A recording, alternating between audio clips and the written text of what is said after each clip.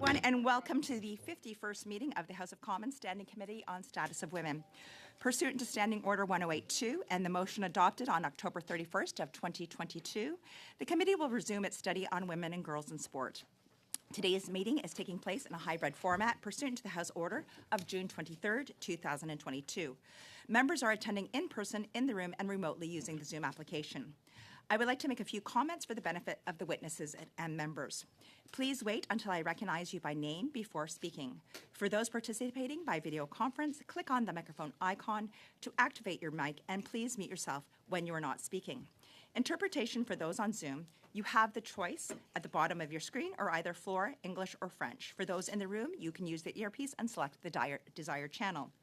A reminder that all comments should be addressed through the chair.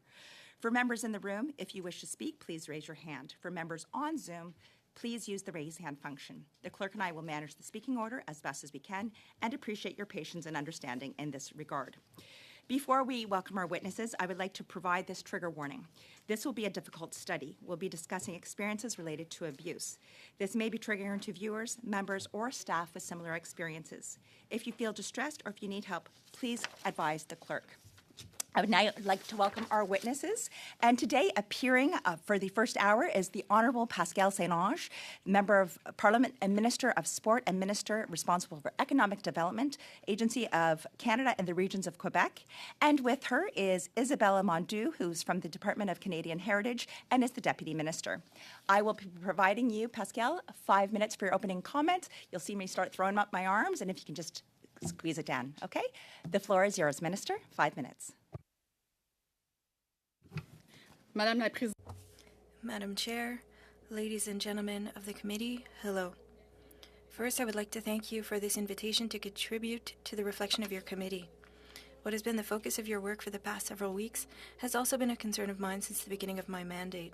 I'm horrified by the stories that were told to us, and I salute the courage of all those who have chosen to speak out. I think of the young women and girls whose bodies are denigrated. I think of the teenage girls who are forced to take weight loss pills, destroying both their self-image and their self-confidence with disastrous consequences for the rest of their lives. I think of the children who, under the pretext of achieving excellence, are exposed to abusive training, causing irreparable injuries, to children who are sexually abused by coaches who should be behind bars. This is absolutely appalling, and I share your outrage. There is simply no reason, no justification for sport to be synonymous with abuse. Over the past year, I have met with athletes, victims, and survivors, and I have spoken with experts and researchers from all walks of life. All of these people want to be part of the solution. It's very encouraging because it means that we are breaking the culture of silence. Some have been asking for inquiries. For me, it is clear that the question is not whether we should do something, but how we should do it. Regarding calls for an inquiry, it does not matter. It's not a matter of if we need to do something, but how. Mes objectifs. My goals are to do justice to survivors in a safe and trauma-informed way, to take stock of what has been accomplished and what remains to be done to ensure the safety of all participants in sport. We are currently assessing how best to achieve both of these goals. I believe that the work of this committee can play a major role in making relevant recommendations. In the meantime, there are some very concrete things that need to be done and that cannot wait. Appointment as Minister of Sports, I have used all the powers I have to accelerate change. Now is the time to tackle the power imbalance between athletes and the sports system by amplifying their voices and providing support to athlete organizations. We also know that sport will only be made safe if we improve the governance, accountability, training, education, and capacity to prevent abuse and maltreatment across the organizations in the sports system. We've all read the headlines. When governance and accountability fail, bad decisions are taken and our athletes pay the price. We can change that. I am changing that. I'm reviewing how and under what requirements the federal government finances national sport organizations. Sport should not regulate itself. And we must provide support and services to victims when it does happen. In 2019, more than 1,000 athletes took part in a study to determine what could be done to make sports safer. One recommendation in particular came out loud and clear above all the others: that the federal government create an independent complaint mechanism where athletes could go with their experiences without fear of reprisal. The Office of the Sport Integrity Commissioner, or OSIC, is that mechanism and is fully independent. It responds to the standards of independence set by scholars, experts, and athletes alike. OSIC, like many federal agencies, is federally funded, but operates with an independent board of directors. It is independent of Sport Canada and of sport organizations. A little more than 6 months since its creation, more than half of the national sport organizations have already signed to OSIC. I expect that all of them will be signatories in the next few months.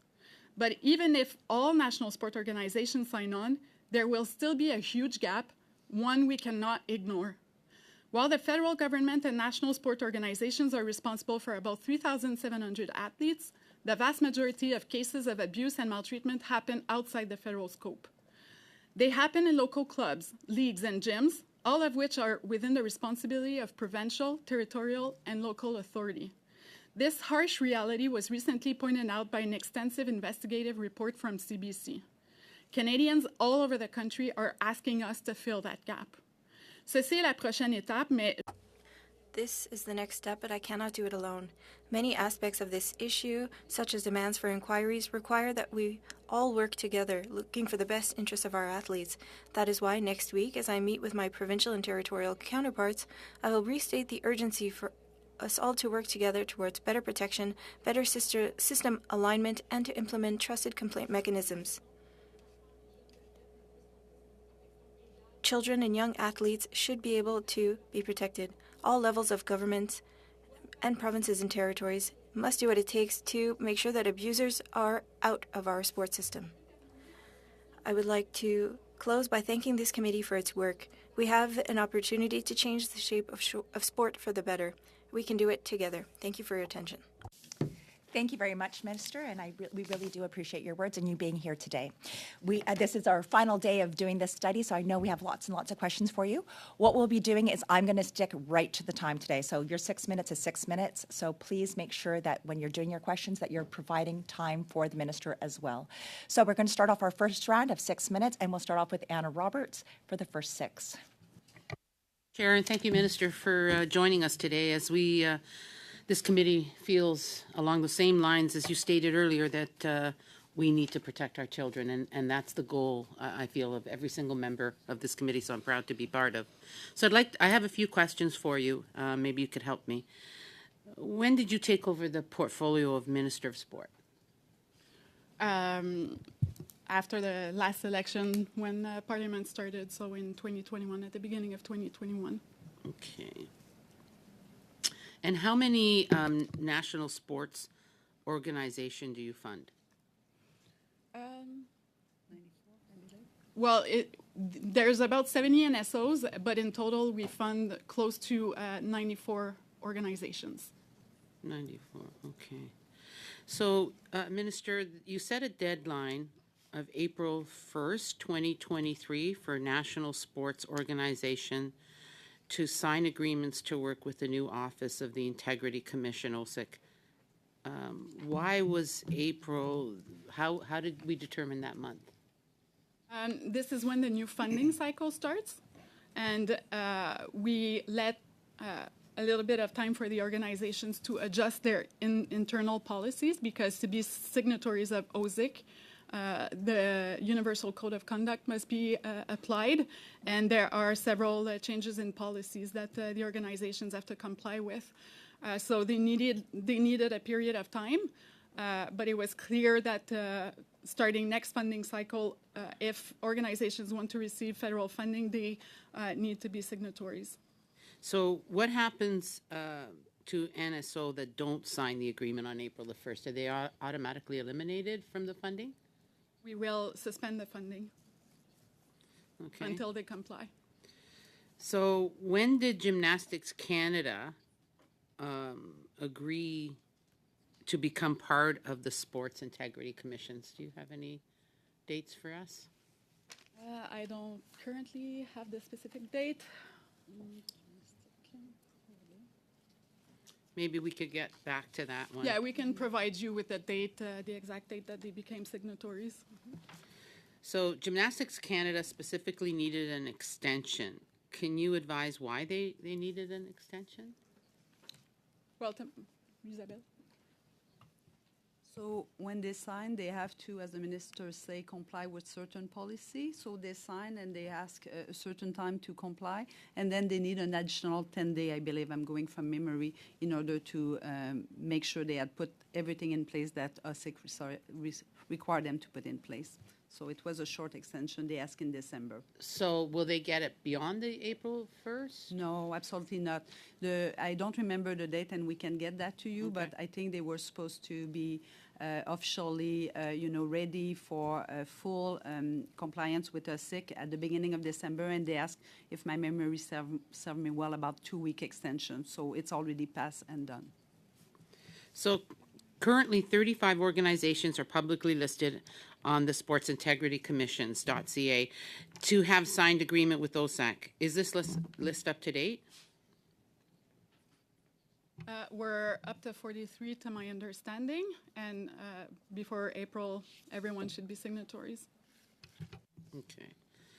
So, you made a few comments about coaches being behind bars. I'm so happy that I heard you say that. So my question is, how do we get them behind bars? Because as we heard from Ian, the CEO of Gymnastics Canada, that didn't leave me with a really good feeling that he understood the importance of ensuring that these coaches are held accountable. How are we going to do that? I think that we have two challenges. The first one is to make sure that those that perpetrate abuse or maltreatment in the sports system are out of the sports system, and that can be done through an independent mechanism. Of course, the criminal justice system needs to also do its job, because that's the way that we send abusers to prison. So with the 600 athletes that have come forward, would you say that that is enough of a situation that we could conduct a review of these coaches that have been accused of all these abuses? Well, the first thing is, anytime that a situation of abuse or maltreatment happens, the athletes need to have a safe mechanism, a safe place that they can turn to that can investigate those cases and emit sanctions against coaches or officials or other athletes that have been doing these things. The other thing is that we need to review also how the organizations manage those cases. Because that's part of the problem that we've heard in Hockey Canada, but in gymnastics and other cases. It's also how the organizations deal with reports of abuse and maltreatment, and we need to make sure that there is accountability. So one of the things that you said earlier, which really struck me, and we spoke about this in the last couple of meetings, is breaking the code of silence. We've heard from witnesses that feel uncomfortable and afraid for their families by coming forward. So 5 seconds. Really. How do we protect those witnesses to ensure that this is a safe place for them? And that's the challenge. When we're talking about doing investigations or inquiries, we need to make sure that it's a safe place, that it's trauma-informed, and that the victims are going to be well taken care of. So it is part of the challenge that we need to find solutions to. Perfect. Thank you so much. We're now going to move over to Emanuela Lampropoulos. Emanuela, 6 minutes. Thank you, Madam Chair, and thank you, Minister, for being here to answer some of our questions today. I was happy to hear you mention that, only part of this is actually falling under federal jurisdiction. There's only 3,700 athletes that will be affected by what we put in place, but that in the coming weeks you'll be meeting with your provincial and territorial counterparts, and I'm wondering if you can go a little deeper into what these discussions will entail. Of course, you'll be mentioning that there's a bit of a crisis on our hands and that it needs to be taken seriously, but are there concrete actions that you're going to be suggesting that they take? Can you let us know what those might be? Yes, absolutely. I met with my counterparts at the last Canada Games this summer in Niagara. All the provinces committed to either creating their own independent mechanism, but the federal government has also offered to provinces and territories that wishes to, instead of creating their own, if they wish to sign with the Office of the Sport Integrity Commissioner, it is open to them. I know that some provinces are currently in discussion with the OZIC, but next week this week actually, at the end of the week, I'm going to ask my counterparts where they're at in doing this, because it should be a priority all across the country. As we've witnessed, there's a huge gap in the system. It needs to be closed as soon as possible. Thank you. And I think a lot of the problem lies within the culture of sports teams and just in general, the culture of sport in Canada. We heard a lot from our witnesses who were victims of the types of crimes that we're discussing, that they never felt comfortable enough to come out on their own, and that other adults in the room could have possibly been aware of what was happening to them, but nobody spoke up. They were afraid of whistleblowing. What are some of the concrete changes that your office has thought of or come up with that can encourage somebody that is witnessing such a thing to come forward if they're within the organization? Well, one of the first thing was making sure that the reporting system was out of the hands of the organizations themselves. This is why having an independent mechanism is so important, so that adults and children and athletes can report those situations, so that there can be proper investigations, and so that proper sanctions or recommendation can be made to the organization. Now, this is not enough, because we need to make sure that in the end, those sanctions and those recommendations are also applied. We need to make sure that the management and the decision-making is appropriate, and this is why we're also working with the Department Sport Canada, so that we can better assess whether or not the organizations are achieving the criteria that we set for them. This was lacking, so we're currently working on having new expertise and new tools to be able to assess the organizations. In terms of la formation des entraîneurs, Training of coaches. what is it that we can do or add, or in what way is the federal government able to do something about what exactly is being shown or how they're being trained? And even, after the fact, is there a way of keeping track and making sure that people take an extra course down the road just to make sure that they're keeping up with the times, because things might be very different than they were, let's say, 20 years ago? Can you comment on that? Ça fait partie des discussions puis des... It's part of the discussions that need to happen with the Canadian Association of Coaches, which is working on offering this training to coaches. And now we need to know that accredited coaches are taking this training, but it also needs to be something that happens continuously. For example, the Universal Code of Conduct. This is something that needs to be talked about, needs to be shared with not only coaches, but officials and with athletes, so that they're aware of their rights and their responsibilities, and that they understand behavior that is acceptable and non-acceptable. And this needs to be done with the provinces and territories and all jurisdictions. And there needs to be a coherence in this system, and what we're seeing is that there is no coherence right now, and that's part of the things that we need to work on, and I can't wait to see the recommendations of the committee on that regard. Time do I have left? 1 minute? Okay. Vous avez parlé un petit peu du...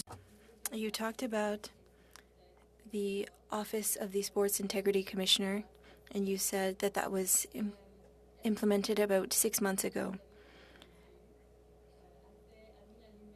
The testimonies that you've heard, have they highlighted elements that need to be changed? Have you noted ways to improve the process that has been put in place? Answer. You stated it correctly. It is a new mechanism, so there is, of course, improvement that needs to be made, and if you have any recommendations, I will be very interested to see them. The matter of sanctioned coaches has been mentioned, that there be a registry, and we are examining what we can do in order to avoid coaches going from one jurisdiction to another or from one sport to another when they have been accused of maltreatment. Move over to Sebastian Lemire. Sebastian, 6 minutes. Merci, Madame la Thank you very much, Madam Chair. Thank you for welcoming me to this committee. Andréane Larouche cannot be here today, and I would like to thank her for her leadership in this study. She's at an interparliamentary meeting currently. Thank you, Madam Minister, for being with us today. You have raised that this is an important study, and thank you for stating that in your opening remarks. You also mentioned something that has led me to reflect on saying not whether there will be an inquiry, but how it will be done, and how you think about the athletes who were victims of abuse that need support. So you said not if, but how. And it seems to me that it's a band-aid here instead of finding a diagnosis. In this case, it seems that we should see if it's a cancer and not just a surface injury. And if I want to think about children and athletes who are in different sports, we need an independent inquiry so that we can understand the mechanisms. Martin Leclerc this morning stated that it's an example in some sports, but we couldn't have expected the gravity of the situation, and that people in power saw this and stayed silent. I think if we focus on the how, we aren't seeing exactly what's happening and what mechanisms need to be put in place so that people can stop protecting themselves in the heart of this problematic machine. Time is of the essence. You've had your mandate for over a year, and I don't believe that sports have been safer since. You know that it is essential to examine what is not working in the sports ecosystem. The Canadians have been asking you for months, if not for years, of your predecessors to focus on this, to have an inquiry into sports. There needs to be concrete solutions to reinforce the ecosystem. I shared the links between other departments, industry, for example, CRA, and other departments so that we can have a real global idea. But you have refused the requests from athletes that were heard at this committee. The Ethics Centre for Sports, the Canadian Association of Coaches, and initiatives with hundreds of academics that have asked for an inquiry to focus on the toxic culture in sports, and nothing has changed for years. But one of your predecessors, Christy Duncan, did try to change things and showed leadership. I feel like our children are still at risk every day, and your position is one that will go against this fight. Will you be able to act to change the culture, and will you be able to act transparently so that we can understand the nature of experiences of athletes, because we can see that things only move when they've been made public. If not, the machine just protects itself. I'll come back to some of the things that I said during my opening remarks. It's not a matter of if we're going to do something. I'll come back to this matter of how, because it is important. There are athletes that I've spoken to, victims that have said to me that they don't want to relive their trauma. So it's important for me that the mechanism that we'll be implementing, that it be a safe space. We need to be able to have an inquiry in that space that meets the expectations of these athletes and what they've been through.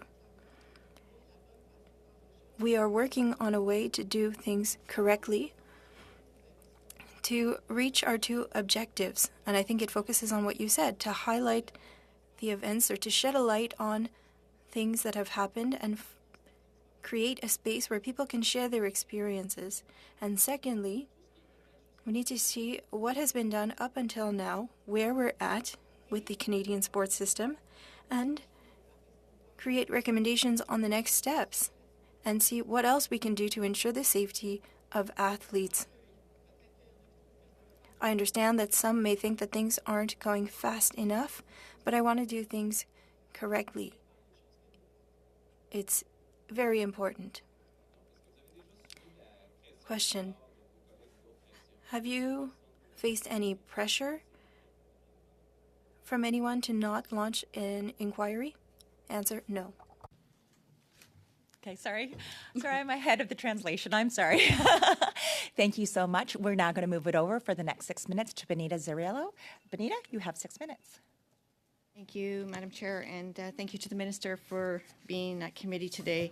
And I just wanted to follow up what my colleague was saying about the diagnoses.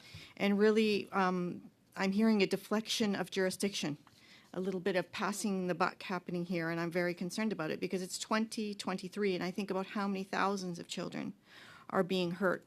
This has been a conversation that's happened for decades in sport, and here we are in 2023 with little change. So to think about post-abuse for kids and how it's forever changing their life, it just doesn't seem good enough to have an after-the-fact consultation, research alone. I think we need multiple prongs on this, and I think we need to be able to filter out abusers before they even get into the system. So the question to you, Minister, is how are you doing that? How are you ensuring that not just post-analysis, but that there is a filter, that there are no abusers will be getting into the system? Well, first of all, I want to make it clear that I'm not passing the buck to anyone. But the reality is that the sports system touches multiple jurisdictions, and I can't fix it alone. So we need to work collectively and together to make sure that all parts of the sports system are improved and that the appropriate actions are taken, because some of the abuse that we've heard about happens in schools, in local clubs, some of it also at the national level. So we need to make sure that we're all committed to ensuring the athlete's safety at all levels. So I'm taking my responsibility and I'm using all my leadership that I possibly can have to have those conversations with my counterparts from the provinces and territories so that we can work together in improving the system. And Minister, just going to ask about the culture change, which was also talked about to some of my colleagues. So, I can hear in your voice that it's a challenge. I can hear that in your voice, but I'm looking at the Physical Activity and Sport Act. And there's 2 bullets here that I'm looking at. One is to increase participation in the practice of sport and support the pursuit of excellence in sport. And the second is to build capacity in the Canadian sports system. I wonder if you could define excellence as it's written in the Physical Activity and Sport Act, or how you interpret the word excellence in sport in the Act. I think it needs to be redefined, and it's part of the conversation. There is currently work being done on the renewal of the Canadian sport policies, which involves not only the federal government, but also the provinces, the territories, the municipalities, and community groups. And the discussion is truly about how do we define excellence. In previous mandates, I would say that it was about medals and podiums. Now we need to take into account the excellence of the organizations themselves, how they take the well-being of athletes into a holistic approach. Donc, pour être plus clair en français, I'm a little bit more comfortable in French, so I'll say it in French. The goal in renewing that policy is to see the values that are at the heart of the sports system. It can't only be about medals and podiums. We have to talk about the safety of athletes and their well-being as a whole. Thank you, Minister. And then I would go to the second bullet, which was to build capacity in Canada's sports system. And if I'm hearing you correctly, this maybe needs to be redefined as well, where it's about having physical activity wide rather than deep. So I wonder if you could just give me your thoughts too on building capacity. What does that mean to you? Ben, pour moi, ça veut dire que That means that sports need to be accessible to everyone, that it needs to be democratic, and that people who have less access to sports need to have access. There needs to be the funding given to give access to physical activities, not only to sports. We need to be sure that physical activity can be beneficial for everyone. We need to do more. In the last budget, or the previous budget, we created a program, Community Sports for All. We funded national organizations so that they can improve programming that is offered to groups that are not well served by the sports system, $80 million over 2 years. So it's through initiatives like these that we can improve access to sports. And we're talking about abuse and mistreatment or maltreatment, but we also need to talk about discrimination and bullying in sports. We need to make sure that it is safe and inclusive for all. Can I just quickly ask on those expanded grants and on those expanded organizations, does it also come alongside with extra protections and what I was speaking about earlier of filtering out and making sure abusers don't get into the system as it expands? normalement, le code universel. Normally, the Universal Code of Conduct, and I'll say it again because there's the Red Deer Declaration that has been signed by all the provinces and territories and the federal government, and it is a commitment on the safety of athletes. The Universal Code of Conduct should apply to all levels of sports, so that at the community level, local level, in school sports, that things are clear and coherent on what abuse and maltreatment means. Now going to move over. We're going to start the 5-minute round. So 5 minute, 5 minute, 2.5, 2.5. We'll start off with Dominique Vienne for 5 minutes. Merci beaucoup, Madame la Présidente. Thank you very much, Madam Chair. Good morning, everyone. Good morning to Madam Minister, and welcome to our committee. And we've been working very hard. We've heard truly appalling stories, and we were all touched by testimonies that we heard here. And we're trying to find smart solutions, reasonable solutions that will work. You raised a number of points earlier that left a little to be desired. I'd like to start with the registry of coaches who should not be coaches or who need to do more, or the coaches that go from a province to another with impunity. You mentioned being a little uncomfortable with this, but you also said that it's a solution that you'd like to develop, but it would be difficult to develop such a registry. When I look at young people who were abused, who were victims of maltreatment, and protecting personal data for a coach that shouldn't be training anyone, I feel like the choice is easy. What do you find so difficult here? What could be implemented so that we could move forward with this registry? It could be a tool to help inform organizations and sports clubs, and we could have a registry of people who are trustworthy. Answer. We are working with the Office of the Sports Integrity Commissioner because she would also like for such a mechanism to exist. There needs to be this mechanism in the provinces and territories, and that would be helpful because there would be clear sanctions against coaches, which is something that doesn't exist currently. And in order to give sanctions, they need to be identified. Answer, yes, and we are working on that. And your recommendations will be welcome. We need to respect legal frameworks, but there are different ways of doing things.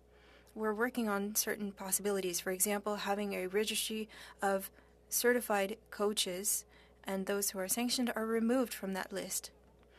And that way there could be a list of recommended coaches, so that would make hiring coaches simpler. We need to see what the best way forward is. But we want to be certain that abusers are not a part of the Canadian sports system, and this is a discussion that I'll have with provinces and territories. We'll come back to these talks with your provincial and territorial colleagues. But you mentioned the Sports Integrity Commissioner, and my colleagues can correct me if I'm wrong, but some witnesses have expressed doubts and that they don't trust this office, that some members are part of sports organizations that are part of this commission, and athletes don't trust it. So what can you say to us? Again, if you have any recommendations for us for improving trust with the Sports Integrity Commissioner, we are open to hearing from you. But I would also like to remind you that for all tribunals that are funded, the system is independent. Same thing for federal agencies that are supported financially by the federal government. There are barriers that are put in place, but again, it was only created 6 months ago. It will evolve, and I am ready to improve the system in order to gain the trust of athletes. I know that they are working on complaints, and we'll see how things go with the office if the experience goes well, and I think that it will allow us to improve the process. This office receives complaints from athletes on a national level, correct? The organizations and athletes and the members, the signatory members, not necessarily. Volleyball Canada, for example, signed all of its affiliates on, and currently OSIC is examining the system in Ontario. But we need to ensure that everyone has a safe space to turn to. Très rapide. Ça fait partie des Oui, frustrations. absolument. Marc Sauret, you have 5 minutes. Merci, Madame la Présidente. Thank you very much, Madam Chair, and thank you, Madam Minister, for being with us today. What you've said will help us. As you have seen, our committee works very well together to try to find a way to make things better. We've heard from victims and we've heard about children. And we really need to examine what to do moving forward in order to have a safe space for children, for girls, for women. They need to have a space for filing complaints. Can you please explain the process more in depth? You heard from the Office of the Sports Integrity Commissioner, there's a process for athletes, but there are shortcomings. They mentioned that certain things were out of scope and there were certain things that they couldn't do. So there are federal level athletes, but there are university athletes, college athletes, local athletes. What is the process there? Answer: it's not all national athletes that are covered until now, but they will be covered in April. If not, organizations' funding will be suspended if they do not sign on to that. But again, there will still be shortcomings. Quebec has implemented a similar system. In Quebec, athletes at all levels have somewhere to go when they're facing abuse or maltreatment. New Brunswick as well, if I remember correctly, has a mechanism, but There needs to be something like this in all provinces, in all jurisdictions. Regardless of the level, a child entering the sports system should know where to turn if they've experienced situations that are unacceptable. And I think that that is priority number one. And I feel reassured by the fact that all the provinces have committed to this, but things need to move more quickly because parents, and I think that all Canadians, cannot tolerate all the stories that we've heard. Yes, that's what we've heard here at committee as well. You mentioned that you heard from victims that you need to act, but also some do not want to be re-traumatized. And we could examine a third party or an inquiry. It was mentioned earlier, the matter of jurisdiction, but what are you currently doing? Because it is false to say that provinces are not committed, but what are you doing to play a leadership role to encourage them and to examine how to work more closely with provinces so that all measures are more coherent in order to protect victims and athletes? This needs to be a part of discussions that we're going to have with provinces and territories this week. If we want to have a global idea of the system, not only at the national level, it wouldn't be enough. And it wouldn't meet the needs that have been the concerns raised by parents and witnesses. The solution needs to be accepted throughout Canada. We need recommendations that will allow us to improve the system at all levels, and then we can all work together in order to improve the sports system. This will be part of our discussions next week. And it's possible to do it because Quebec has done it. Other provinces are working on it. So it is possible. But now we need to act faster. I have 40 seconds left. For mental health, we've heard from victims, but what supports are offered to victims, especially for their mental health? And can you talk about agreements with provinces and territories as well? When I discuss things with athletes, I've heard that psychological support is focused on their performance.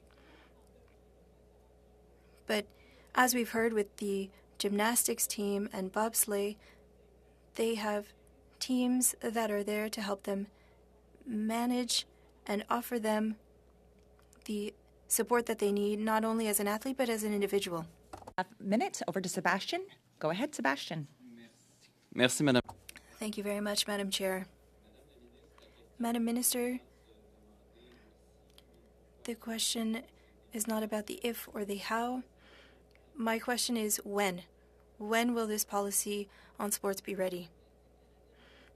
Answer: the Canadian sports policy is not something that only belongs to the federal government, but this should be ready in February, March.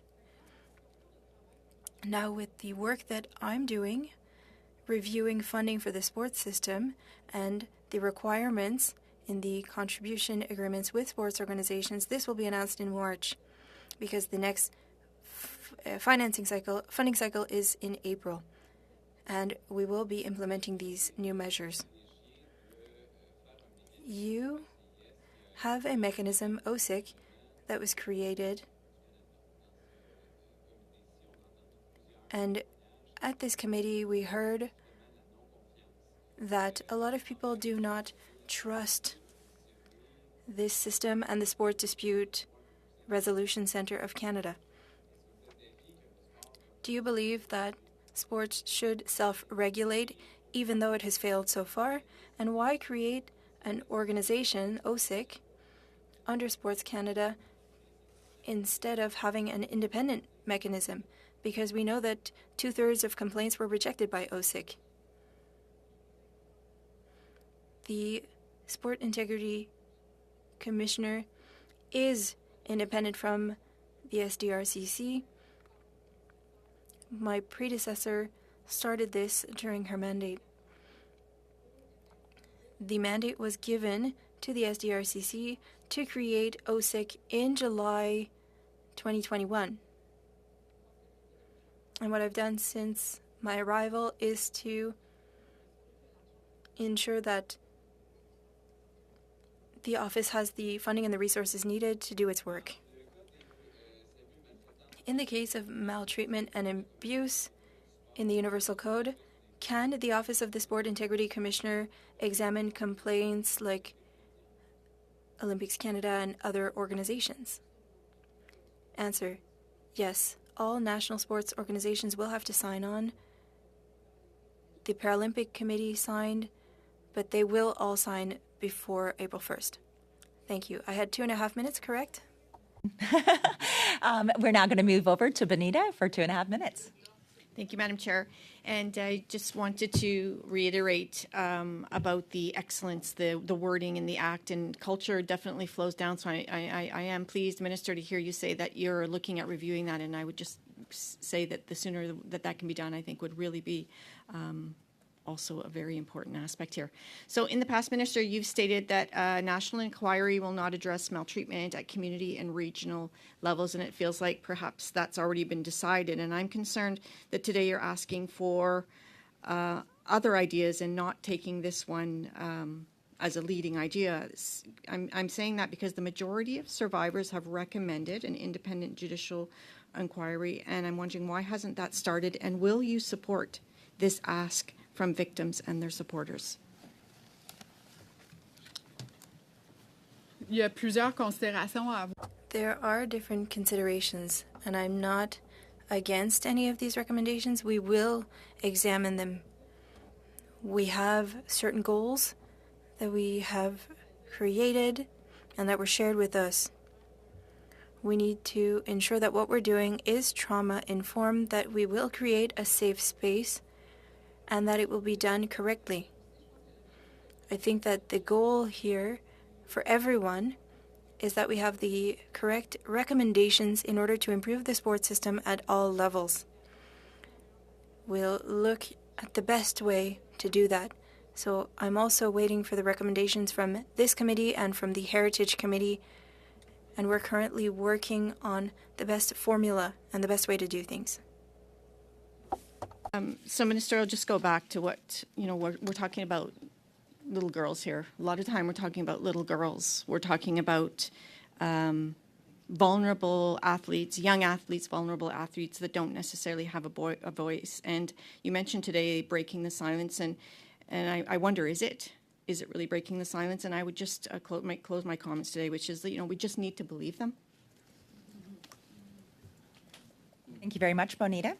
We are now going to start our last little. We have 5 minutes and 5 minutes. So, Warren Stanley, I'll throw it over to you for 5 minutes, please. Madame la Présidente, par souci d'équité. Madam Chair, just for fairness, you're ending the second turn or you're starting a third turn? We are ending the second turn. Okay, so perfect. yeah, perfect. Thank you. Perfect. Thanks for clarification. Go ahead. Thank you very much, Madam Chair. And Madam Minister, thank you for being here today. I'm going to come at this a little bit as an aspect. I've coached for 5 or 6 years. My kids, all their hockey. I'm a father of 3, a 6-year-old, a 7-year-old, and a 9-year-old. And some of the things that we've talked about, I'm not sure how I would handle them as a parent. You mentioned that there should be a national coach registry of certified coaches. And I find the government always looks at tackling people that follow the rules and those that don't. So why couldn't we have a registry of coaches that have been charged, that have been charged of assault, so that those coaches can never again coach kids? Because I think that's a good place to start. And I also want to know if there's anything that traces international coaches. Because in gymnastics, we hire coaches from other countries. So how do we know when they get to Canada that our kids aren't in jeopardy? Il y a deux questions intéressantes. There are 2 interesting questions there. We are examining the best way of doing things, and our goal is something that I've shared with you. We want to be sure that coaches who commit abuse or maltreatment are removed from the system. There is an international discussion to be had on maltreatment and abuse. There are different countries who are working on this, but international federations also need to change their approach. they need to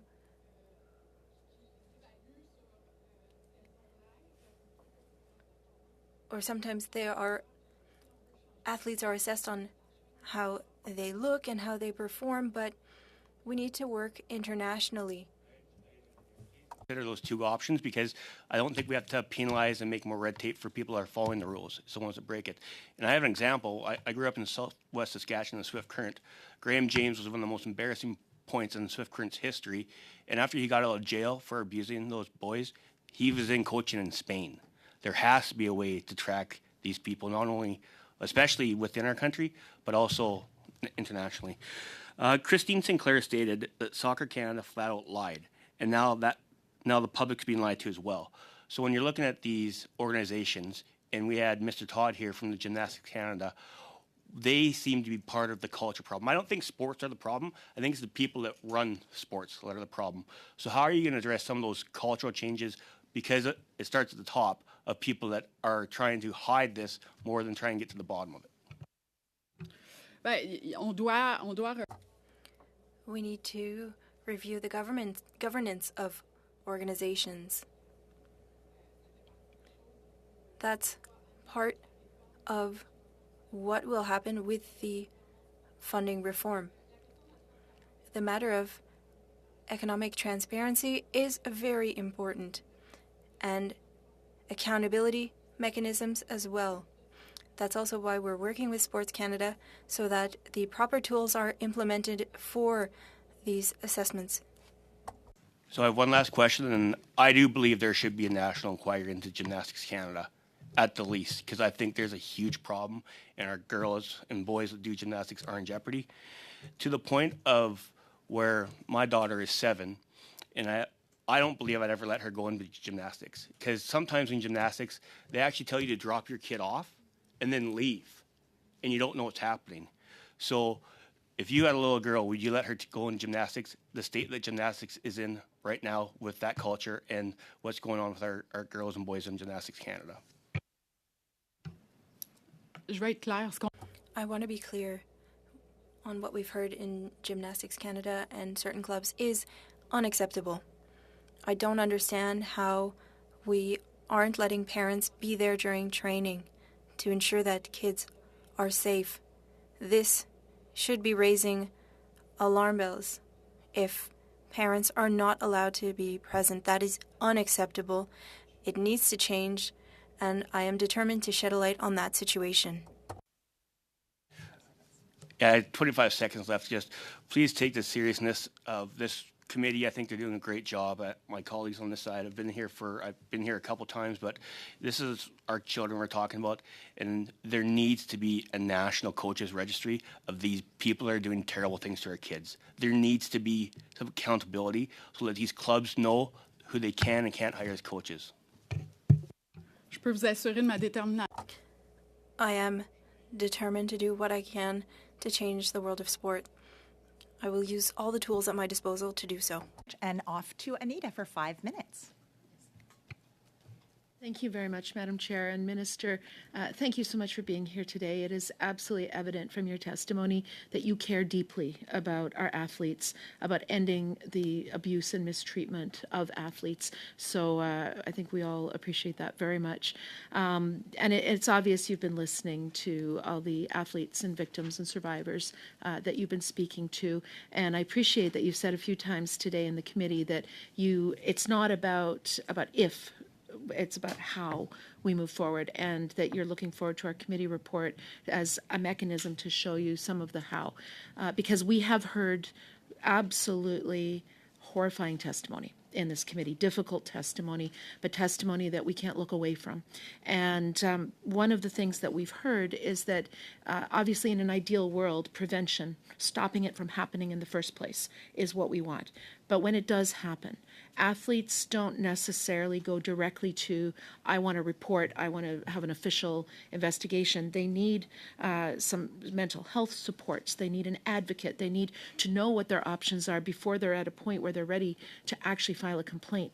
And putting that in place, having a single entry point for athletes, particularly on the mental health component, is one of the things that we've heard. And I'm wondering if you could comment a little bit on that. Well, there's many things that we need to look at, and in my opinion, one of the things that could be extremely powerful is empowering athlete representation and the organizations that represent athletes. That could be an excellent entry point, and we've just announced funding to Athletes Can so that they can have one hub where athletes can refer to find mental health support, to find resources when they're facing situations of abuse and maltreatment. There's a terrible power imbalance in sport where the future of athletes depend on their coaches, on their federations, whether they're chosen or not for the next step. So to me, it's really important that we empower athletes, that they're part of the decision-making process at every level, that they are considered and heard, and that the organizations that represent them are empowered and better structured to really represent them at their best. And I would note that we actually have a number of teenage athletes here in the room, and I know that all of us here share the wish that their journey in sport is going to be healthy and fun and positive. And I think they are the reason that we are all here today. So thank you, Minister. I would like to share my last minute and a half with Ms. Sidhu. Thank you. Thank you. We can hear you just fine. Go ahead. Thank you, Madam Chair. Thank you, Anita, for sharing time. And thank you, Minister, for coming and joining us today. Yes, absolutely want to empower our athletes. Minister, we have heard that a comprehensive mandatory registry for sanctioned individuals should be developed. They should be ineligible to participate for or compete with the Canadian sports system. And do you believe this is a strong recommendation? I'm sorry, Sonia, I missed a little bit of your question. So, Minister, we have heard that the comprehensive mandatory registry for sanctioned individuals should be developed.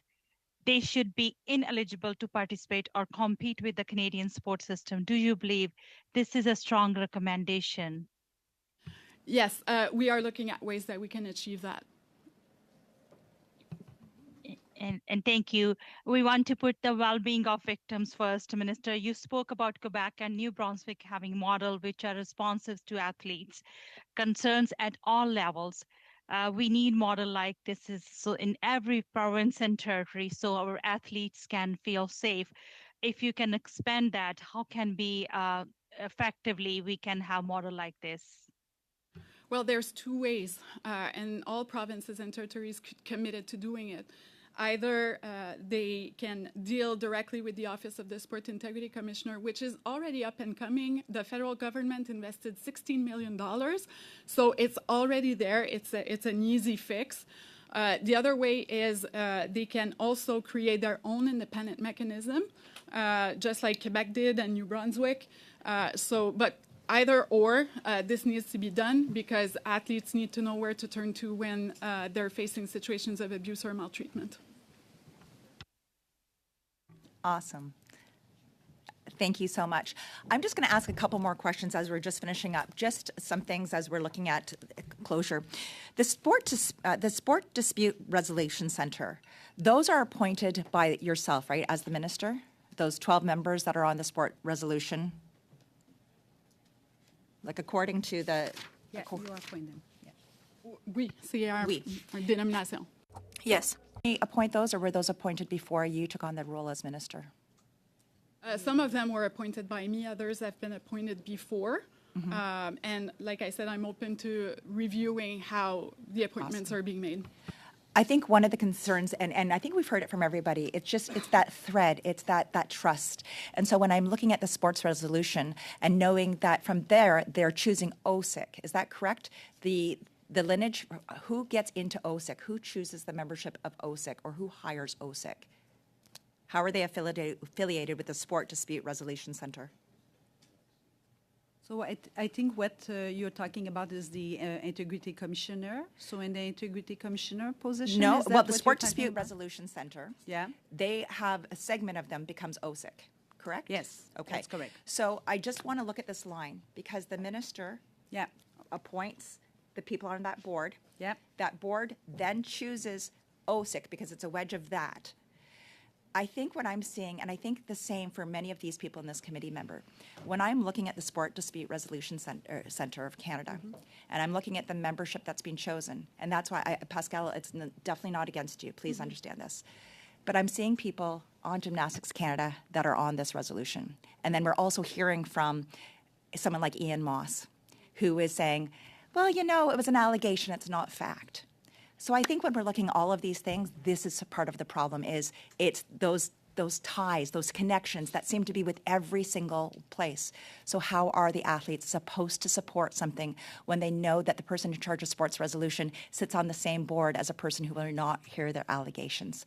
So Pascal, maybe you could just share with me your thoughts on that, and then I'll let you go. So, well, trust in the system is paramount. This is the only way that this new mechanism will be efficient and work. So any recommendations that you have or that the committee has on how we can improve the governance or anything, that the nomination process, please do. I'm really open to everything that is going to be recommended by the committee. We're also, one of the things that we've noticed is there's a lot of conflict of interest in the sports system in general, whether it's on federations boards, whether it's with the provincial federations or other affiliates. So we need to make sure that the conflict of interests are taken out of the system, and this is why also the governance review and what we change in the governance structure and models that we're going to impose to organizations is so important. Excellent. Well, on behalf of the committee, thank you so much for coming here. I know that we'll continue our next hour with the Heritage Committee or with members from Heritage. We will suspend for about a minute. I know that there are people coming on. Thank you so much, Minister. 1 minute. Good.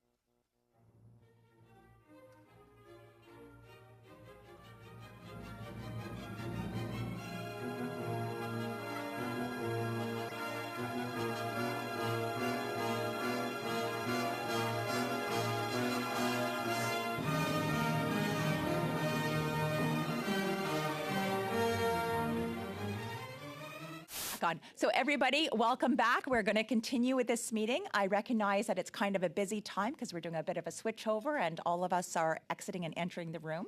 We're going to go back to the 6-minute round and we will start off with Anna Roberts with CPC. So with Anna, and then we'll just continue. So 6 minutes for you, Anna. Thank you, Madam Chair, and thank you very much for joining us. Thank you, Isabella, for that response. That was on Gymnastics Canada. December the 18th is when they joined. Okay, just to put that on the record, Karen. Okay, so how many national sports organizations are currently under investigations? Do you mean by OSIC? Yeah.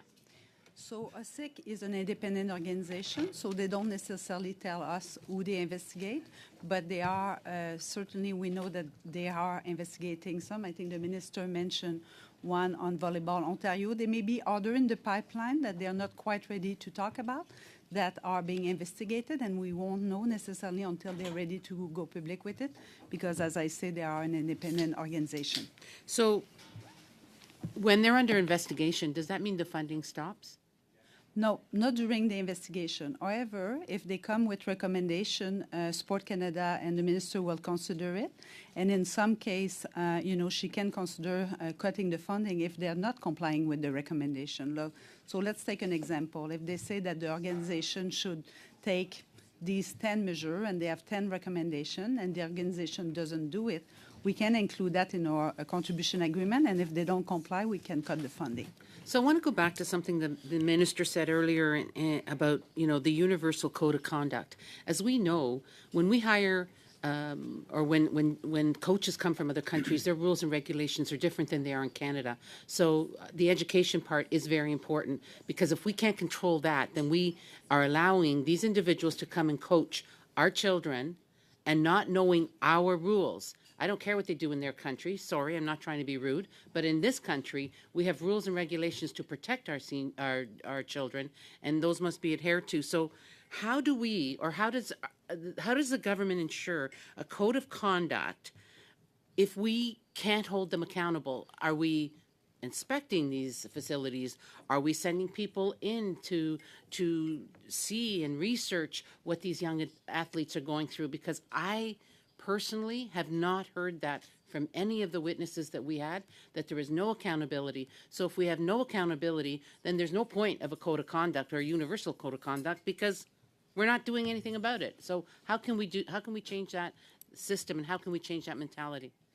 Thank you, Madam Chair. Very good question. So the Code of Conduct didn't exist until a few years ago, and I have to thank former Minister Duncan, because she really is the one who worked with the community to have this code adopted.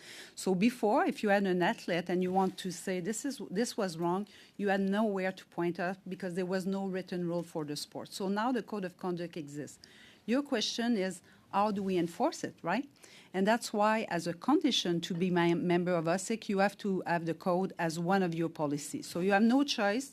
You have to have the code as your policy. What will happen now is that OSIC will be able to hear complaint about that, but also do proactive environmental studies. So they don't have to wait for a complaint.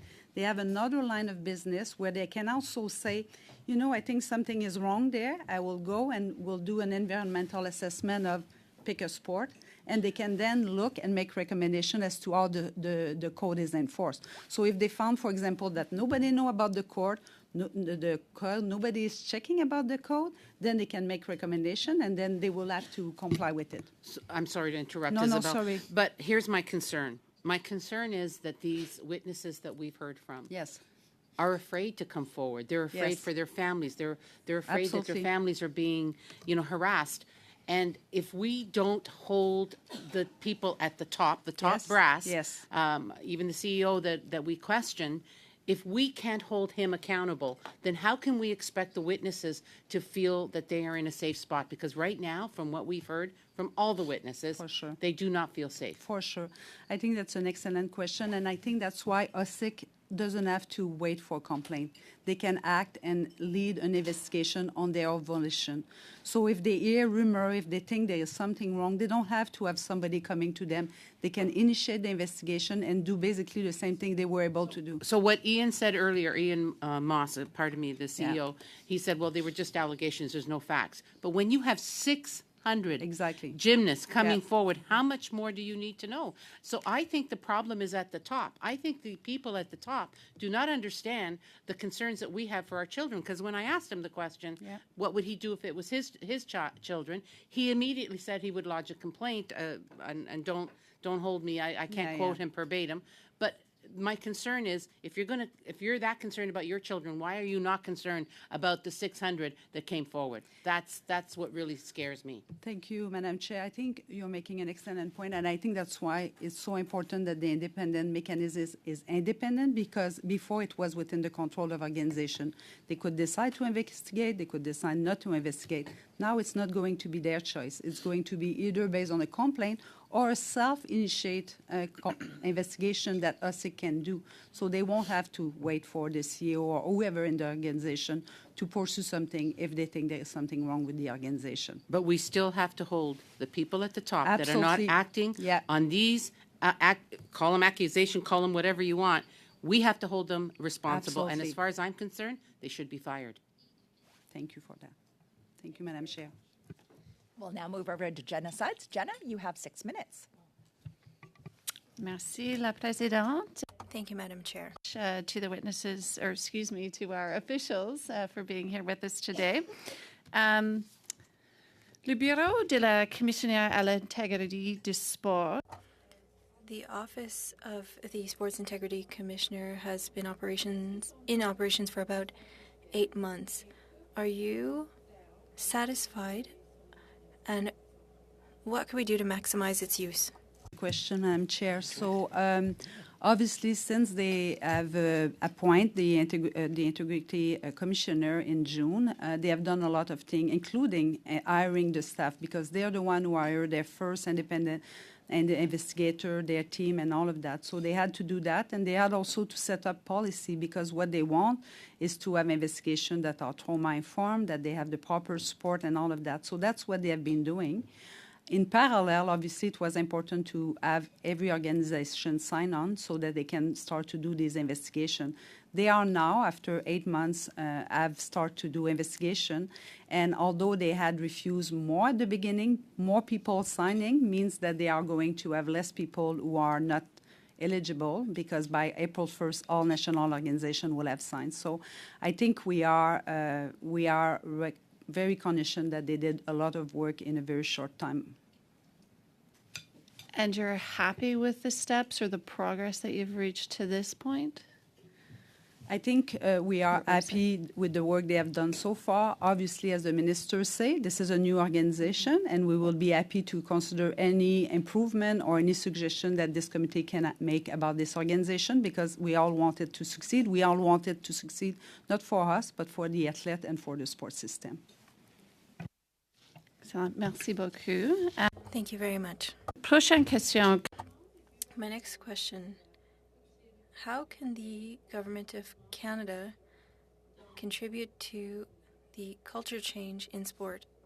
Minister talk about a couple of things that we are doing, but I think one of the very important transformation that we're trying to do is to ensure better governance of organization. I think the member just mentioned the accountability. I think it's extremely important, and I think that's why we will see in the contribution agreement that we will be adopted, and the minister will announce some change to really reinforce that accountability and the ability of Sport Canada to monitor and to enforce the expectation with regard to safe sport. That's one way. Mm-hmm. Merci. Et prochaine. Thank you. And my next question. Do you believe that there are enough women in these positions? And what can the Government of Canada do? Sport, because when you have more diverse board, you also are likely to have a better result in terms of safe sport. So the government has invested in 2019 30 million on gender equity because the number were not good. The number were not good at the coaching level, at the board level, etc., etc. With that amount, there was activity, I think, that involved about 17,000 people in the sports system to try to change that culture. And we have seen the number increase. They are not yet where we are, but we're now seeing number both on board, on coach, and through the sports system that start to change. And we see the tendency going up. Is it fast enough? Not. That's why the government has renewed this funding recently and has put another 25.3 million to continue that work because we're not yet where we should be doing, but we'll continue to work on that. This is very, very important. Yes, I agreed. Thank you for that. And I think we see that more and more as we've heard, victims come forward, and certainly at this committee in our discussions, it's become apparent that we need more female voices. We need more females in leadership within these organizations to help with that culture change that we all know needs to happen within sport. So with that, I have 10 seconds left. I know, Chair, so I'll just say... A minute 15. Oh, I have 6. Oh, You're okay, sixer. fantastic. Okay, great. So I do have another question then. We heard the minister earlier talk about the conflict of interest that's inherent within sport.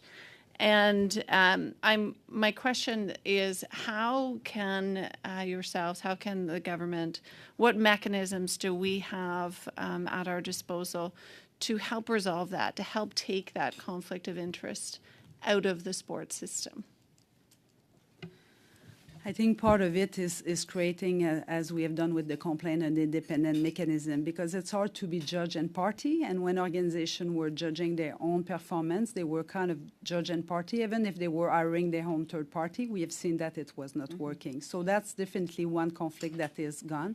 The other one, I think, is governance. The minister about the importance of board. If you have board that are there and they don't really understand their role and they think their role is to just sign on what the CEO say, you don't have the robust governance that you want. So amongst things that we're thinking is do we need training for board members so that when they sit on that board, they know that they are there for the athlete and they are not there to, because it's fun to go at the party at the end of the year or whatever it is that they think they get out of that work. Perfect. Thank you so much. We're now going to move over to Sebastian Lemire. Sebastian, 6 minutes. Merci, Madame la Présidente. Thank you, Madam Chair. Thank you to the officials for being with us. The minister mentioned wanting to meet with organizations and provincial governments. Why hasn't this already been done? Why were those groups not consulted? With regards to the creation of an independent mechanism, they met during the Canada Games in Niagara, so they have committed to a mechanism. The discussions this week will have to do with where they're at and how things are going. For the policy, I will give the floor to my colleague. Thank you for the question. As you know, that is co-developed and co-led and will be co-endorsed by all ministers of the provinces and the territories. The policy work is underway. Consultations started to take place this past April, and each jurisdiction across the country was responsible for choosing which people would be consulted on their policy. So there were 14 consultations that took place by the provinces and the territories. There was an additional 10 consultations that took place with targeted stakeholders from coast to coast to coast that represented groups such as coaches, officials, athletes, Black and racialized sport participants, new Canadians, and I'm happy to provide the list of who was consulted in that consultation. There was also an extensive online consultation aspect that took place as well too. So we have, I would say, around 5,000 people who participated in the Canadian sport policy consultations from coast to coast to coast. There's a really comprehensive What We Heard report that is published. It's available on the Sport Information Resource Centre of Canada's website for anybody who would like to go and have a look at it. And later this week, ministers will be looking at the foundational aspects of the Canadian sport policy, which I think we can all anticipate will be strongly grounded in values that we want to see as the roadmap for the next 10 years of where we want the sport system to be going. And then further this year, we can anticipate that federal, provincial, territorial ministers will be endorsing the sport policy and that there will be action plans developed by each jurisdiction for their own jurisdictional authority and responsibility about their priorities for where they want to go with the sport over the next 10 years. Merci pour... Thank you for your answer. You touched on my second question even, but I would ask, could you send in the list of people that were consulted? Because certain sports organizations said that they were not a part of the consultation process. Some felt that they were not able to share their needs, and I would like to know how the consultations went, and I would like to hear more about athletes. We need to be able to shed a light on how things were done and were the athletes sufficiently heard. Pour la question. Thank you for the question. Previously mentioned, we did do one specific consultation that was focused on athletes, but given that athletes represent, part of general public, I think that we can make the assumption that there will have been some athletes that likely would have participated in other sessions within their provinces and their territories, as well as by filling in the general information. In addition to that, I would say that, Sport Canada, I cannot speak on behalf of the other provinces and the territories, but we've done significant engagement with athletes over the past year. Minister Saint-Onge announced last June that one of the things that Sport Canada was going to be doing to create a healthier and a safer sport environment that was going to be more athlete-centered was going to be the creation of a Sport Canada Athlete Advisory Committee. And so that committee we've met with, I think, 4 or 5 times now. We just sent out last week a call for applications for general members to join that committee. And so it is a work in progress, but it's definitely a measure that we've put in place to make sure that we are making sure that we're hearing the athletes' perspective in all of our policy and our program decision making. Can I add just something very rapidement? Il y avait aussi des... There were also sessions on safe sports. There were athletes there with the minister. But if you have people who feel like they weren't heard, we would like to receive their names because the policy has not been finalized, so we'd like to hear from them. I would like to know who are the members of the committee, and do you have a new funding structure with this new Canadian sport policy? For the committee that was created to create this Canadian sport policy, it was work done by all of the provinces. 4 of them were designated to lead, but all of the provinces were consulted. And for your second question, is there a new funding structure with the Canadian sport policy? In April, there will be a new funding model, but as my colleague mentioned, once the policy will be adopted, there will be an action plan associated with this new policy. Thank you, Madam Chair. I'll stop there. Way to go, Sebastian, right to the minute, or right to the second. Bonita, you have 6 minutes. Thank you so much. And the minister that we spoke to earlier, the minister introduced the Red Deer Declaration. I did want to ask a little bit about that. But first, if I could just ask the officials, what are the age groups that the department believes we are covering in this study or understands that we are covering in this study?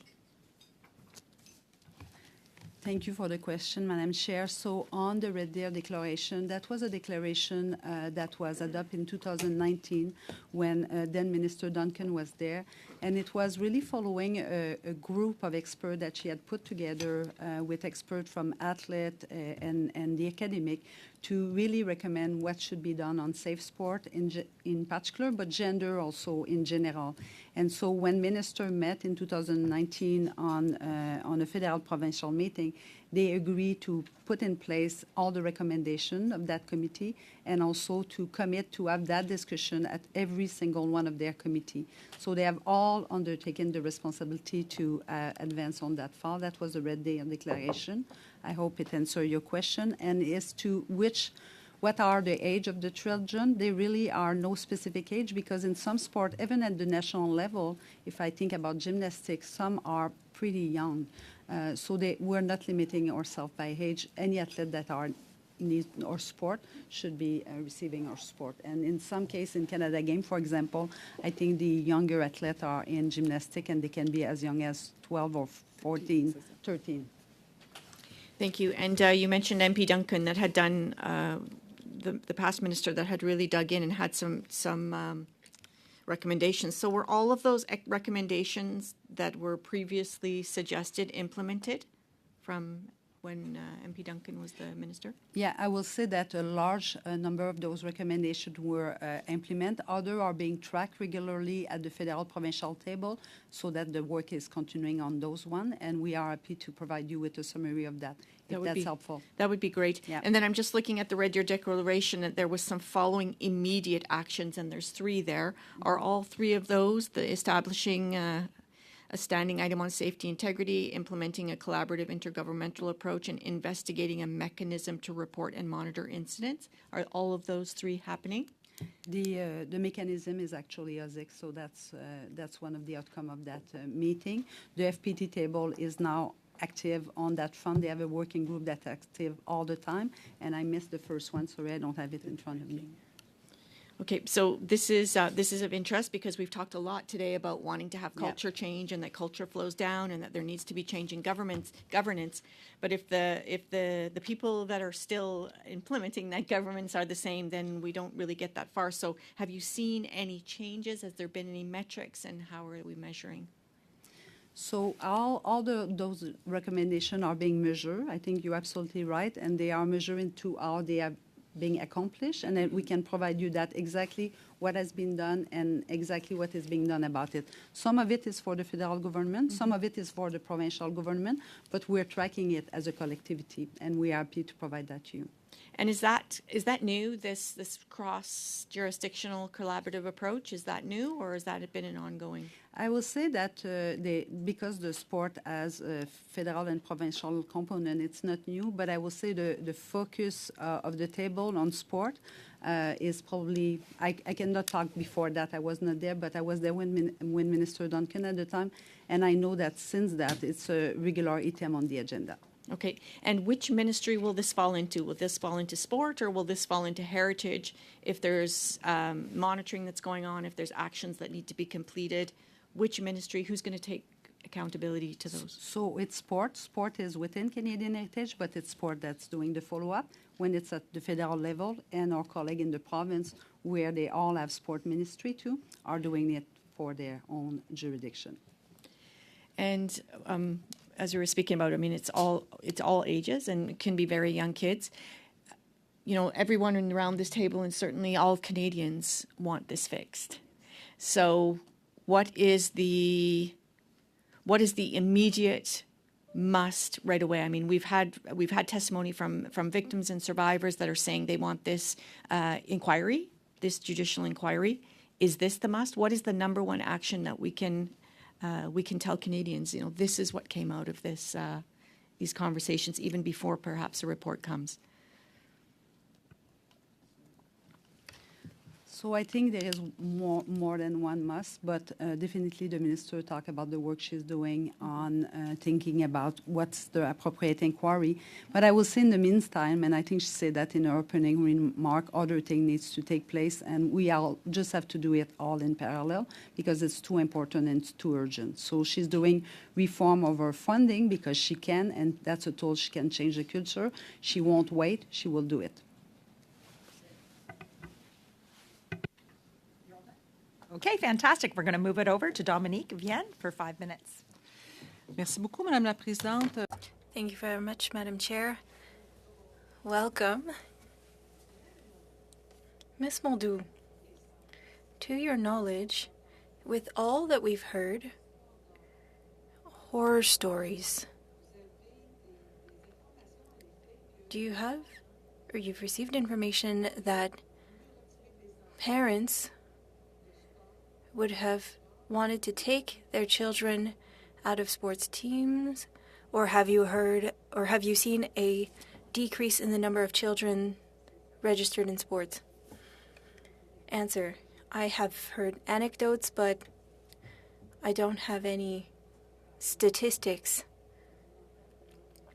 So we hear of stories in hockey, for example, where parents have publicly stated that they were seriously thinking of taking their children out of the sport, or that they wouldn't be registering their children in hockey. So I've heard it anecdotally, but I don't have any specific data on that. If I can add, there has been a decrease in registrations in sports, but that was also during COVID, so it's hard to say whether it is linked to the current situation or because of COVID. Question. You have mentioned that you're focusing on a new policy, but for example, we've talked about training sessions where alarm bells should be raised when a coach has asked parents not to be there during training. Could you send out a message saying, wait a minute, this is not acceptable, and you must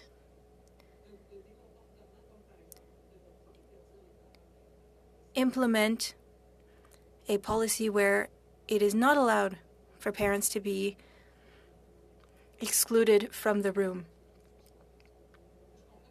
This is at the local level. No, it has not been done yet. Often these clubs are at a local level, so technically we don't have jurisdiction, but we could send out messages at the national level and that could trickle down. I don't know for you, but I'm having a hard time understanding whose responsibility, or who has what responsibility. Ms. Moldu, will you be with the minister next week? Yes. And, Madam Chair, if you'd like, I could try to distinguish between the federal and the provincial responsibilities. We fund athletes who compete at the Olympic or Paralympic level or at the Canada Games.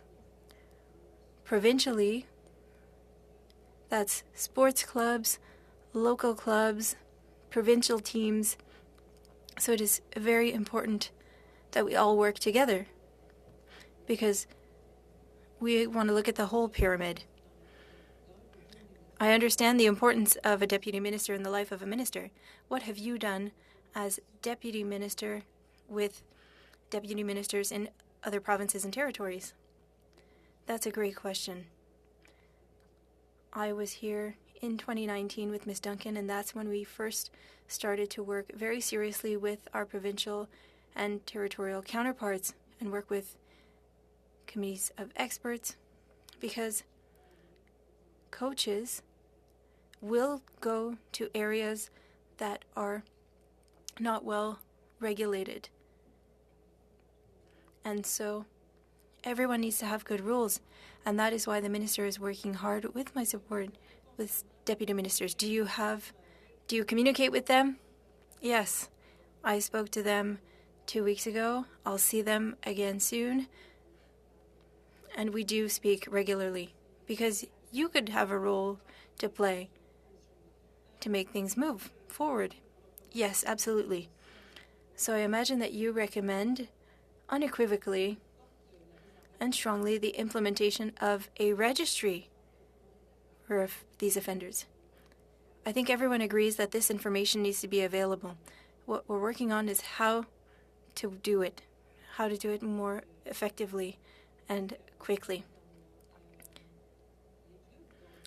These clubs that you talked about, that you're not responsible for, they seem to be in a bit of a desert where young people, parents do not have any resources to complain. Everybody can turn to the police. We understand that, but what do you say to your provincial counterparts with a mechanism?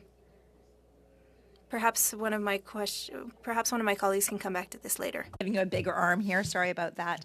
Your time is up, Dominique. We will be now switching over to Sonia, who is online. Sonia, you have the floor for 5 minutes.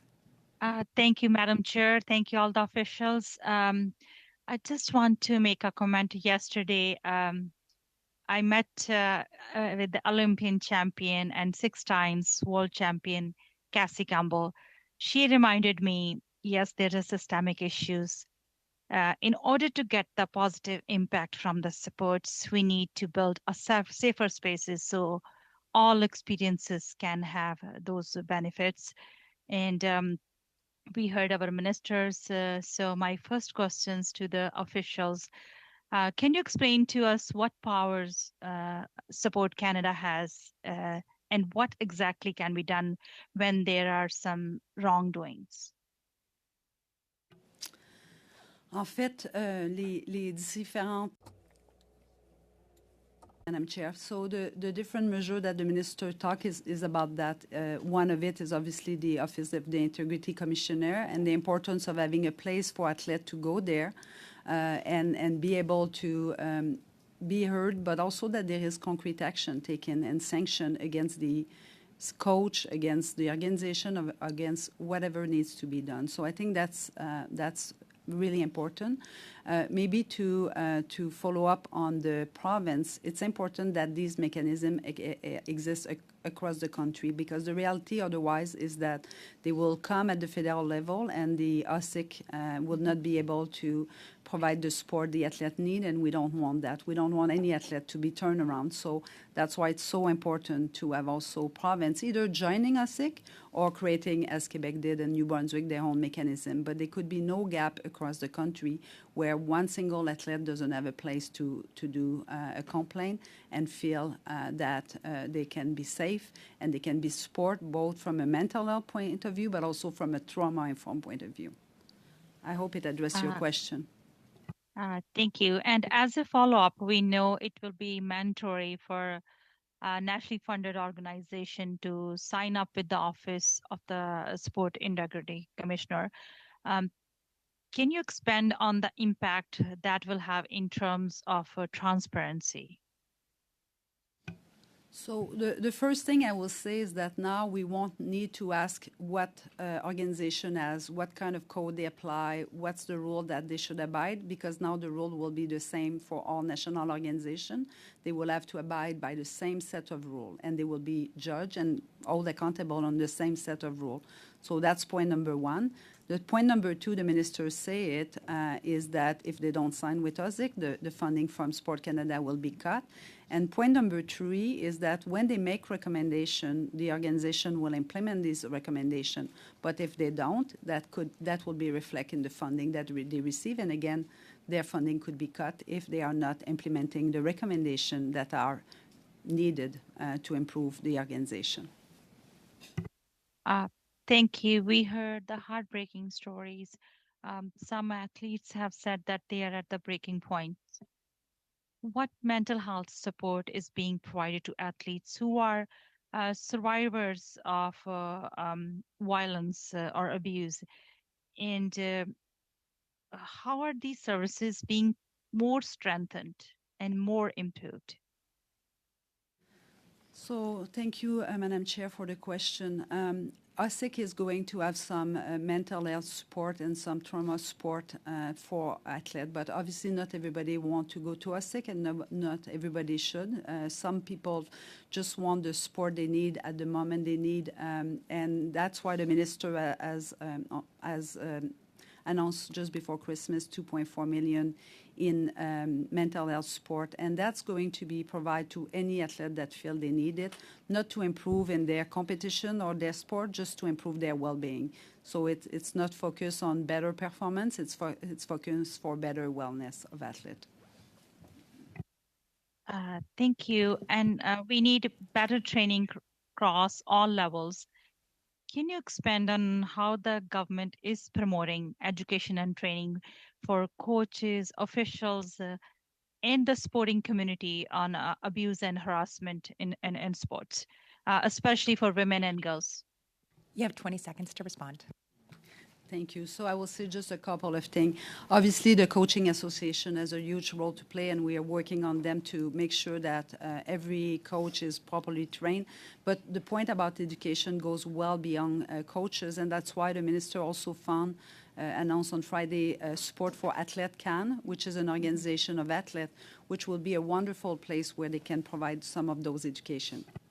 Excellent. Thank you so much. We're now going to 2.5 minutes, and Sebastian, you have the floor. Merci, Madame la Présidente. Thank you very much, Madam Chair. I have a question. Why do male athletes receive more than women, whether it be different types of services? All you have to look at is hockey, for example. University hockey. Women's teams are markedly underfunded. Same thing for soccer. These are issues that were raised over the past few months. There were cuts to the women's team. Madam Chair, I think that this is an excellent question. Sport Canada funds female teams, and if the money isn't going to these teams, the minister will have to verify this because that is unacceptable. Women's sports should be funded to the same extent. If you're talking about Hockey Canada, they receive a lot of private funding, and how they spend that is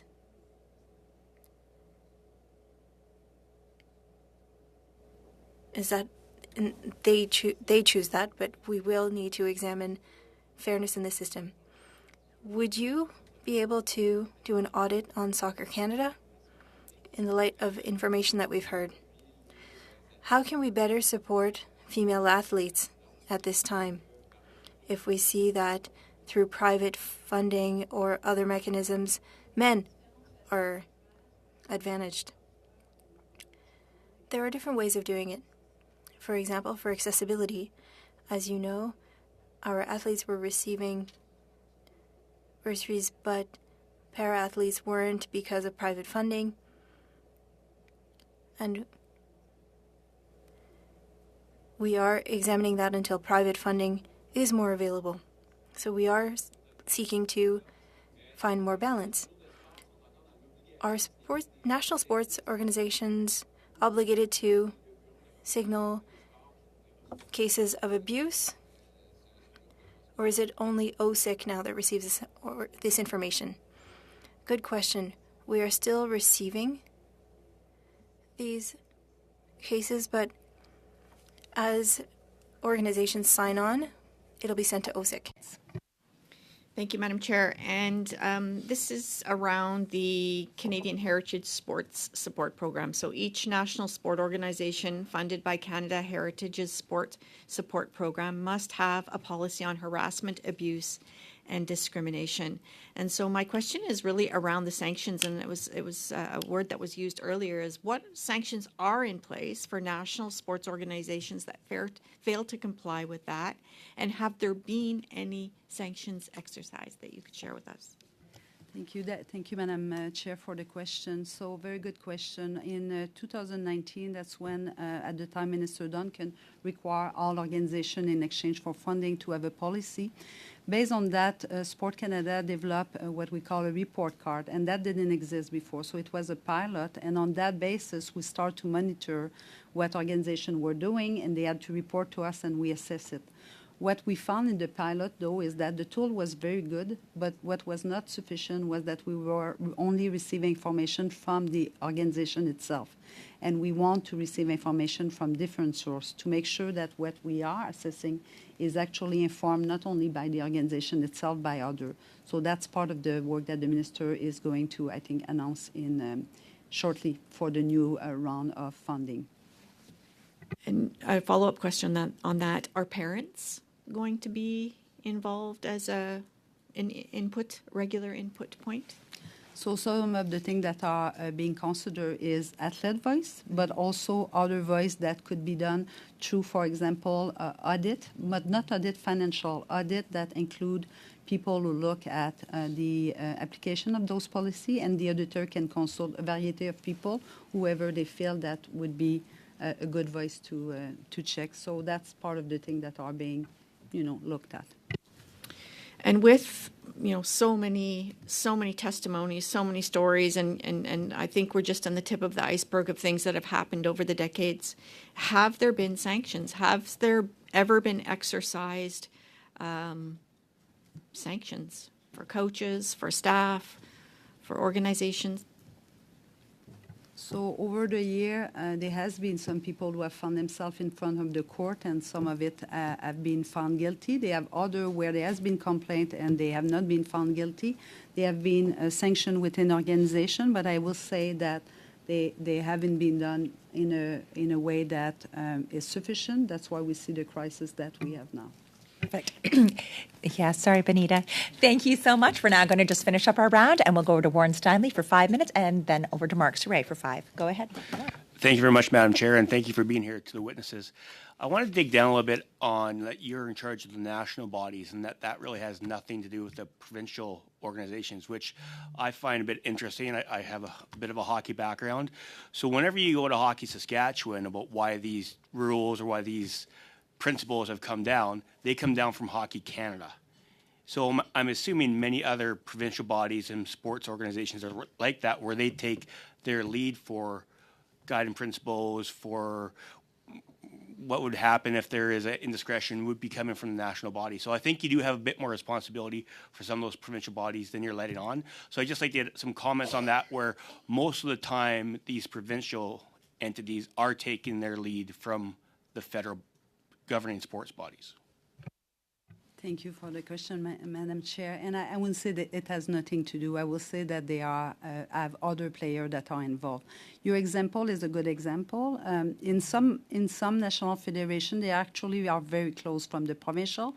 In some other, they don't speak to each other. Mm-hmm. And there is other group of sport that are not even affiliated with any PSO or NSO. They are group that are affiliated with U.S. groupings. So the sport system is unfortunately very, very complex. That's what I figured. So my question was leading into then, how tightly affiliated are the national gymnastics, the national body, with the provincial and the local clubs? How much of a lead do they take from that? Would it be similar to hockey, or like some of the organizations like you say where there isn't much of a connection between the national and the provincial and then the local clubs?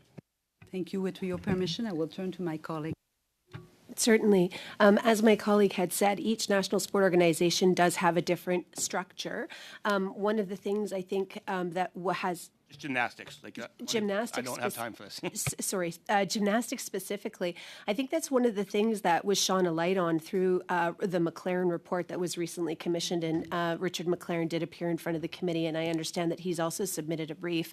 That is one of the things that has been identified, is that there does seem to be a significant disconnect between what goes on within the national organization as well as with its provinces, and then right down to the local club.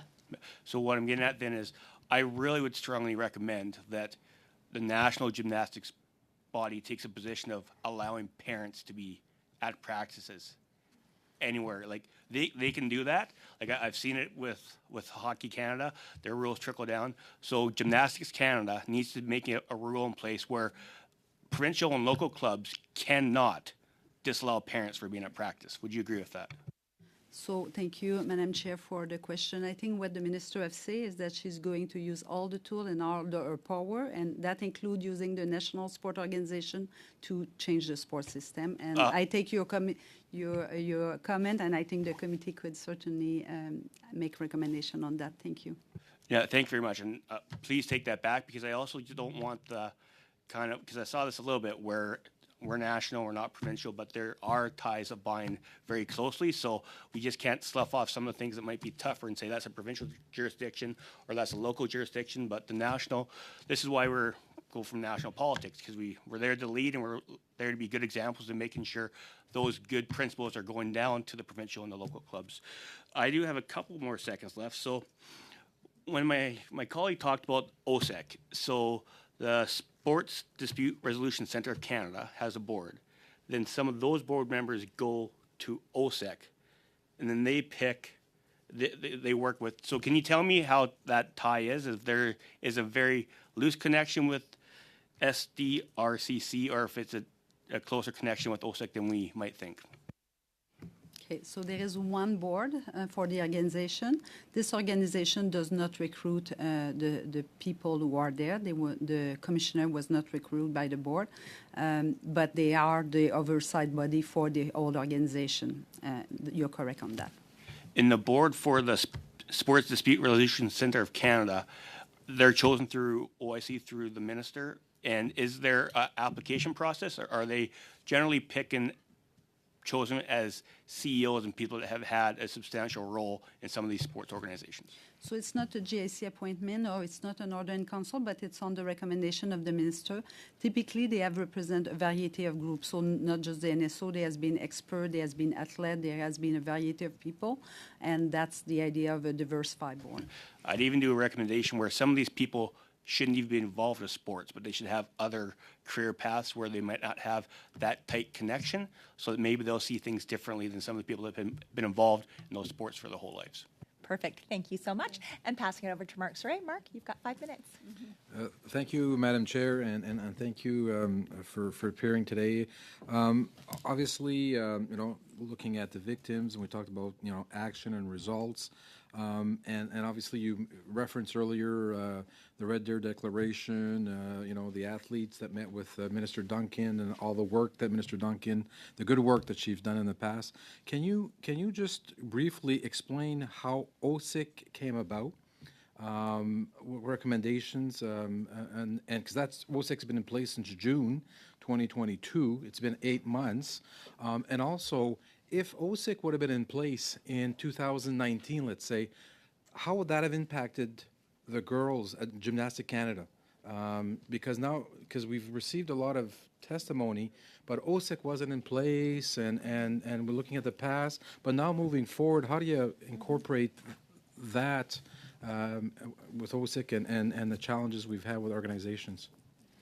Thank you. So it all started by OSIC start when the minister, at the time, Minister Duncan, consult with our expert committee, but also with the athlete, and they all came with 2 things they absolutely want. One was to have a code of conduct, because that didn't exist, and the other one was to have an independent mechanism. The work started at the moment, but was pursued by then Minister of Sport, Minister Guilbeault, because what happened is that there was an organization called McLaren. They came here, and they look at what would be the best model. How can we make it work in a more efficient way? And the people who work with them, they were athletes, they were organizations, they were a variety of background, and they came up with what are the criteria for an organization to make it successful, to achieve the result that athletes have asked. And that's what led to a call for appeal based on those very criteria that have been developed by all these people involved, not just by one group. And the call for an organization, there were various organizations that applied for it, and the one that meet the criteria was the one that got it, which is SDRCC, creating OSIC separately. So that's when Minister Guilbeault, Minister of Sport at the time, announced that they were chosen, and then they start the work to start to implement the work. Your question about, would have been better is hard to say because it's hypothetical, but I think it's fair to say that there was not this mechanism at the time, and if there has been a mechanism where athletes have gone and sanctions have been taken, I really, really do hope that it will have made a difference. And we also heard, and I don't know if we heard enough testimony about what can we do to increase powers to OSIC or increase their mandate, because they said here 2/3 of the plaints they received so far in the last 8 months were out of scope. And I know, the minister and you mentioned you're meeting with the provinces and you're meeting this week. Is there any conversations or have you heard of other that you could provide to this committee for our recommendations on how can we increase the powers and the mandate of OSIC to make sure that we target and support every single athlete in this country? Thank you, Madam Chair. So there is really 3 reasons why things were out of scope and why OSIC didn't look at it. The first one, it sometimes has nothing to do with the code of conduct. So if it's, for example, I was not selected by a team because they didn't consider my performance good enough, that's not the right mechanism. There is a mechanism for that, but that's not OSIC. The second one is that some organizations at the national level had not signed yet. By April 1st, that won't happen anymore because they will all have signed. The third one is that some cases were provincial or local case, and that's why it's so important that the province sign on either this mechanism or another mechanism so that we don't have that gap. But I will say it would be really great if they sign to the national mechanism, because if we talk about a registry, if you have one body, it's way easier to track people down across the country than if you have 12 bodies. So we hope they will. At that point, many provinces are in discussion with OSIC, and some we hope are close to sign on. I'm almost, so thank you. And I don't know if there's any, I don't know, Madam Chair, the committee is finalizing the report, and now the provinces are meeting this week. Is there any way we could get any of that data that's been discussed this week to the committee before we do recommendations? Well, perhaps we can ask the Deputy Minister, is there anything that we can receive following these meetings so that can assist us with our reports? Is there anything? We will be pleased to do so. Thank you so much. Thank you. I really appreciate that. I know as we were doing this, there were for a few requests. I know that there was a list requested by Sebastian on the consultations. And from our discussions, we were also talking about the board. Can we get the list of the board of directors for both OSIC, or if there's a board, and for the sport resolution, SDRC? And Sebastian, you've got your hand up there for a quick second. Merci. Thank you. I would have a request for documents. The amounts that sports organizations need to offer in order to receive OSIC services, how they receive funding. I would be curious to know whether or not that's equal with all the organizations. Thank you. Madam Chair, yes, but perhaps send this to OSIC, because this is not information that we have, but I'm sure they would be pleased to send this information to the committee.